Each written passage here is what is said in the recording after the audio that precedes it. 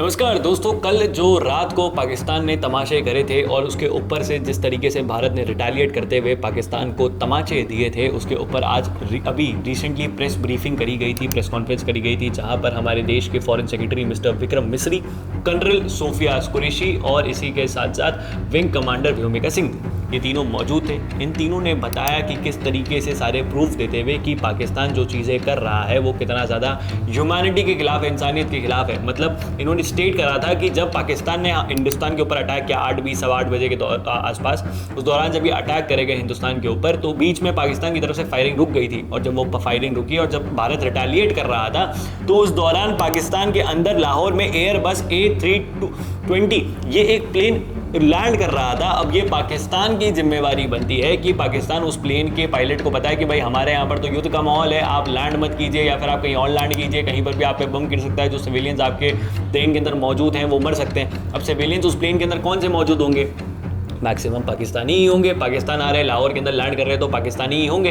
पाकिस्तान को अपने सिविलियंस की चिंता नहीं है। वो विश्व पटल पे ये पोर्ट्रे करना चाहता था कि हिंदुस्तान को तो पता चलेगा ही नहीं, हिंदुस्तान को तो ये लगेगा भाई अगर आप मान लीजिए कि ये बॉर्डर है, पाकिस्तान तो यहाँ बॉर्डर से हमला कर रहा है हिंदुस्तान के ऊपर, ठीक है, लेकिन जब हम रिटेलिएट करेंगे तो हम तो ये वाला जो पोर्शन है इसको भी डैमेज करेंगे और पीछे भी अटैक करेंगे। आपने देखा होगा जिस तरीके से कल मीडिया रिपोर्ट्स के अंदर क्लेम किया गया कि लाहौर के अंदर, इस्लामाबाद के अंदर, कराची के अंदर, सियालकोट के अंदर यहाँ पर भी हमले करे गए हिंदुस्तान द्वारा, यहाँ पर भी बम फोड़े गए, तो हम तो अटैक करेंगे। अब गलती से सोचिए हमारा कोई ड्रोन, हमारा कोई बम, हमारी कोई मिसाइल जो है प्लेन के ऊपर लग जाए, तो जो सिविलियंस उसके अंदर मौजूद है सबकी डेथ हो जाएगी, सबका बेचारा का स्वर्गवास हो जाएगा। अब उनका जब स्वर्गवास हो जाएगा बेचारों का, तो पाकिस्तान उसको क्लेम करेगा, अपनी गंदी राजनीति खेलने की कोशिश करेगा कि इनकी जान ली है तो हिंदुस्तान ने ली है, हिंदुस्तान हमारी सिविलियन पॉपुलेशन को अटैक कर रहा है। लेकिन kudos to our army that हमारे अटैक्स इतने प्रिसीजन पर थे कि हमने एक भी सिविलियन को, निहत्थे को मारा नहीं। ये हमारी संस्कृति नहीं है कि किसी निहत्थे को मारना, ये पाकिस्तानी आतंकवादियों की संस्कृति है कि यहाँ पर आके निहत्थों को मारना, उनकी पैंट उतरवाना, उनसे कलमा पढ़वाना और ये सब चीज़ें करना। हिंदुस्तान की आर्मी ये सब चीज़ें नहीं करती। ये सब चीज़ें क्लेम करी गई आज की प्रेस कॉन्फ्रेंस के अंदर। बताया गया कि किस तरीके से तुर्की के ड्रोन जो है पाकिस्तान इस्तेमाल कर रहा है, डायरेक्टली इनडायरेक्टली कहीं ना कहीं तुर्की का ये जो समर्थन पाकिस्तान को मिल रहा है, ये दिखा रहा है कि किस तरीके से हिंदुस्तान और तुर्की के बीच में जो रिलेशंस है वो डगमगा सकते हैं। जब कुछ सालों पहले टर्की के अंदर भूकंप आया था, तो वहाँ पर हिंदुस्तान ने अपनी इंसानियत दिखाते हुए ऑपरेशन दोस्त के तहत वहाँ पर मेडिकल एड पहुँचाई। इसी के साथ साथ वहाँ पर NDRF की टीम गई, BSF की टीम गई और भी बहुत सारी टीम्स वहाँ पर जाती है और वहाँ पर टर्की के लोगों की मदद करती है। ये हिंदुस्तान ने किया टर्की के लिए, लेकिन टर्की ने क्या किया? कुछ नहीं। वहाँ पर वो ड्रोन जो है पाकिस्तान को प्रोवाइड कर रहा है। बताते हैं प्रेस ब्रीफिंग में ये भी पता चलता है कि 300 से 400 से जितने ड्रोन जो हैं वो दागे गए हिंदुस्तान की तरफ, सारे के सारे नाकाम कर दी गई। कोई बहुत बड़ी बात नहीं थी, लेकिन सवाल खड़ा होता है कि जिस तरफ ये ड्रोन दागे जा रहे थे वहाँ पर चर्चेस थे, gurdwara, nun, school, civilian population, इनके ऊपर अटैक किया जा रहा है। पाकिस्तानी ये क्या कर रहे हो? ये जो पंजाब प्रांत के जो लोग हैं ना, ये जो पाकिस्तानी हैं, ये जो बुज़दिल लोग हैं, कायर लोग हैं, ये सिविलियंस के ऊपर अटैक कर रहे हैं। आप में इतना ही है तो आप इंडियन आर्मी के किसी मिलिट्री बेस पर अटैक कीजिए। आपने कल अटैक करने की कोशिश करी, S-400 ने, आकाश मिसाइल डिफेंस सिस्टम ने आपको करारा जवाब दे दिया।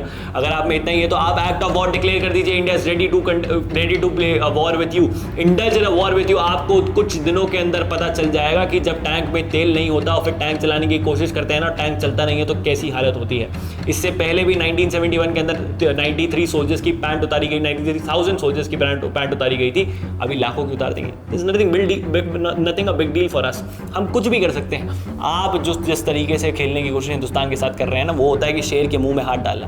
मत कीजिए, कोई मतलब नहीं है। प्रेस ब्रीफिंग के अंदर, प्रेस कॉन्फ्रेंस के अंदर ये भी बताया गया कि अब उन लोगों को नहीं लगता है कि पाकिस्तान अब वापस से रिटेलिएट करेगा। जितना रिटेलिएशन पाकिस्तान, जितना अटैक पाकिस्तान को करना था वो कर दिए। लेकिन देखने की बात यह है कि पिछले कुछ दिनों से जब से प्रेस ब्रीफिंग चल रही है, आप देखेंगे कि आज जो यूनिफॉर्म थी वो कॉम्पैक्ट यूनिफॉर्म थी। इनफैक्ट दोपहर में भी एक तस्वीर आती है जहाँ पे राजनाथ सिंह, जितने भी हमारे आर्मी चीफ है वो, हमारे जो एयरफोर्स की चीफ है वो, जो हमारी नेवी की चीफ है वो, और हमारे CDS अनिल चौहान, ये सब बैठकर राजनाथ सिंह के घर पे वहाँ पे कॉन्फ्रेंस रूम के अंदर डिफेंस मिनिस्टर के साथ मीटिंग कर रहे थे, राजनाथ सिंह के साथ मीटिंग कर रहे थे। जो यूनिफॉर्म इन्होंने पहन रखी थी वो भी कॉम्पैक्ट यूनिफॉर्म थी।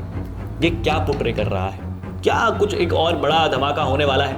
क्या अभी भी नरेंद्र मोदी को सेटिस्फैक्शन लेवल नहीं मिला है? क्योंकि हमें तो नहीं मिला है। To be very honest, we are not satisfied enough by the government what they have acted out. आपने रिटेलिएट ही किया है, आपको अभी भी अटैक करने की जरूरत है। अभी भी हमने डिफेंसिव ऑफेंस अपनाया है कि ऑफेंस आ रहा है तो हम डिफेंस कर रहे हैं, फिर ऑफेंस कर रहे हैं। आप अटैक कीजिए, हमें अटैक देखना है, हमें वो पीर पंजाल वापस हिंदुस्तान में चाहिए। हमें देखना है कि पीओके के अंदर जितने भी जो मीडिया की रिपोर्ट्स क्लेम कर रही हैं कि 60-70 किलोमीटर तक हमारे सोल्जर्स चले गए हैं, वो सच होना चाहिए। हमें ये सब चीज़ें चाहिए। It's high time to do it. आप लोगों की क्या राय है नीचे कमेंट बॉक्स में लिख के बताइएगा। इस वीडियो को शेयर करें, ज़्यादा लोगों तक पहुँचाएं। जय हिंद, जय भारत, भारत माता की जय। हाँ, पानी बचाएं।